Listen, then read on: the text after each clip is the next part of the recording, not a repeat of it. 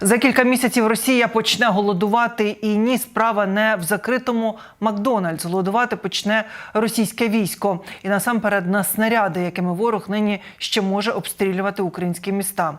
Про справжні наслідки західних санкцій, а ще про останнє оновлення щодо херсонського наступу ЗСУ, про візит місії МАГАТЕ на Запорізьку атомну станцію і про окупантів, які готові красти навіть непотріб. Дивіться хроніку подій 189-го дня Великої війни з Росією у матеріалі Олексія Пасака. Серпень закінчується разом із літом, але для багатьох окупантів на Херсонщині разом із літом завершується і жалюгідне життя. На півдні тривають запеклі бої. В оперативному командуванні повідомляють про влучання в базу окупантів біля Чорнобаївки, обстріл колони поблизу Олешок, переведення живої сили ворога в неживу та підриви бази з боєкомплектом в Новій Каховці і знищення понад півсотні окупантів в Широкій Балці. І надалі триває робота ЗСУ щодо переправ через Дніпро.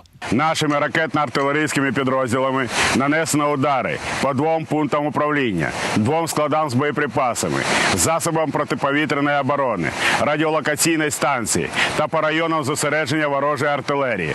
Закріплено вогневий контроль над Каховським та Антонівським автомобільним мостами. Але загарбників нищать не лише на півдні. За минулу добу Збройні сили перевели в нерухомий склад ще 350 окупантів. Також знищили 20 російських танків, 18 бойових броньованих машин, 12 артилерійських систем та 3 реактивні системи залпового вогню, 1 систему протиповітряної оборони ворога і 19 одиниць автомобільної техніки. Також підбито ще 2 безпілотники. Щось до хуй буде весело. Пішли на.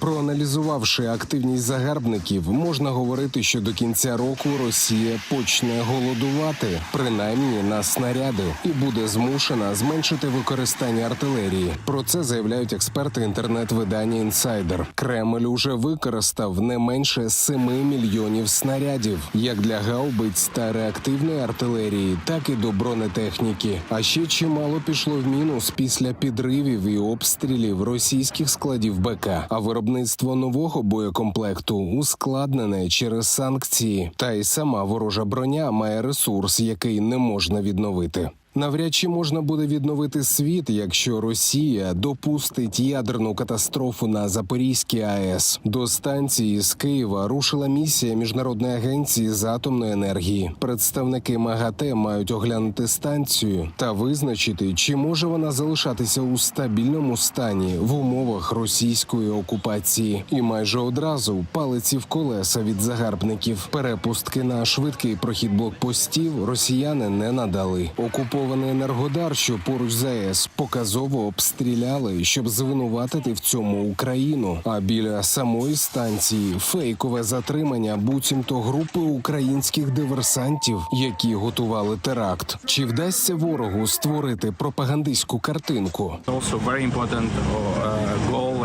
Дуже важливою метою, на наш погляд, є те, щоб місія змогла спілкуватися з персоналом, могла отримати справжню інформацію, а не інформацію від Росії, дізнатися насправді про те, що відбувається всередині станції.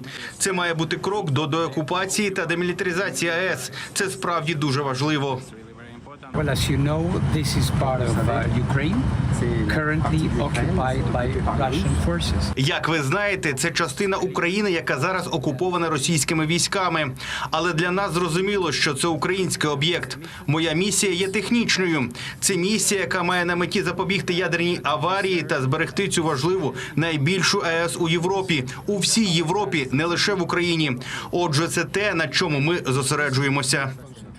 Окупанти, вочевидь, розуміють примарність переможних перспектив у війні з Україною. Тож нині витрачають свої ракети та снаряди на всі гроші, що залишаються. Лише за минулу добу на Донеччині вбито 4 мирних жителів. Під нічними обстрілами опинилися Слов'янськ, Часів Яр, Курахове та Краматорськ. По останньому вдарили з переробленого комплексу С-300. Влучили в житловий район. Розбиті зо 3 сотні шибок, пошкоджені близько десятка будинків. На щастя, минулося без жертв чи поранених. Ми бачимо, що Росія б'є, не зважаючи ні на інфраструктуру, ані на цивільні будинки. Тобто, куди вони гатили, бачите, військових немає, об'єктів військових немає, ракета С-300. Все, що ще додати.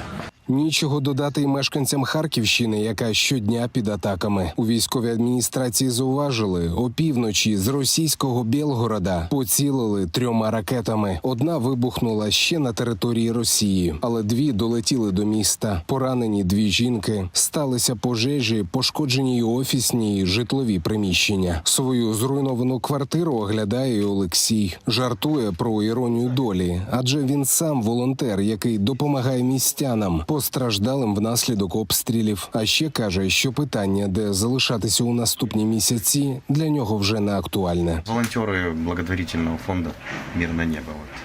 Собственно, помогаем таким, как теперь я. Есть такое. Но вопрос теперь зимой решен. Ну, понятно, где быть. Життя у місті, яке ворог обстрілює як за розкладом, це завжди ризик. І хоча кожен може вважати, що саме його ворожа ракета чи снаряд омине, та гра на високих ставках може мати і смертельні наслідки. Всегда думаю, что это произойдет не с тобой, но особенно все, кто живут в Харькове, каждый день играют в рулетку. Не сегодня, так завтра, не завтра, так послезавтра. И вот сегодня моя рулетка как бы сыграла. Рулетка обов'язково випаде ще на чорний номер 200 усім непроханим гостям на нашій землі. І, вочевидь, рано чи пізно їм доведеться тікати і залишати по собі лише розбиті позиції і крадені монети, які вже ніколи не знадобляться. Орковські позиції, сука, блядь. Форма он валяється, нахуй. Копілочку у когось спало, 5 копійок, які вже года 2 не ходять, і 25-ки, блядь. Довбоби. Олексій Пасак, 5 канал.